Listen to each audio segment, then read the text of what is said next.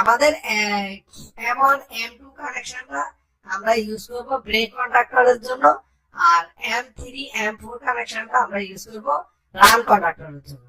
তো এখানে আমাদের ম্যাগনেটিক কন্ডাক্টরের যে ভোল্টেজের প্রয়োজন, আমাদের ম্যাগনেটিক কন্ডাক্টরটা যে ভোল্টেজে পরিচালিত হবে ওই ভোল্টেজটাই আমরা কি করলাম, এই দুইটা ম্যাগনেটিক কন্ডাক্টরের এই দুইটা রিলের ইনপুটে দিয়ে দিলাম। এটা ইনপুট আকার ধরা হয়েছে, এটা ইনপুট আকার ধরা হয়েছে, আমরা এখানে দিয়ে দিছি। এখন আউটপুট দিয়ে একটা আউটপুট নিয়ে আমরা কানেকশন করলাম ম্যাগনেটিক কন্ডাক্টরের A1 এ, ব্রেক ম্যাগনেটিক কন্ডাক্টরের A1 এ, আরেকটা আউটপুট নিয়ে কানেকশন করলাম রান ম্যাগনেটিক কন্ডাক্টরের A1 এ।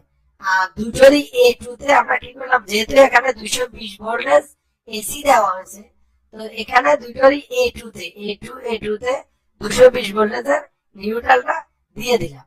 আর এই দুটার কাজ হচ্ছে রান কন্ডাক্টর, এটার কাজ হচ্ছে রান কন্ডাক্টরকে অ্যাক্টিভ করা, এটা হচ্ছে ব্রেক কন্ডাক্টরকে কয়েলে ভোল্টেজ দিয়ে অ্যাক্টিভ করা বা ব্রেক রিলিজ করা। তো এই জিনিসটা চাইলে আমরা চেঞ্জও করতে পারি প্রোগ্রামিং এর মাধ্যমে, বা আমরা যেভাবে কানেকশন করছি এভাবে করা যায়। প্রোগ্রাম চেক করলে এগুলো রিলে অ্যাক্টিভিটিস এক্সচেঞ্জ করা যায়।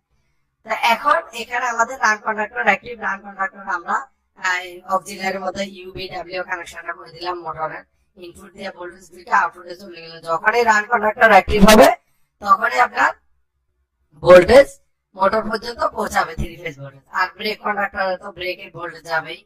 এখন কথা হচ্ছে আমরা যে এখানে রান কন্ডাক্টর থেকে একটা ফিডব্যাক আর ব্রেক কন্ডাক্টর থেকে আবার একটা ফিডব্যাক যাবে।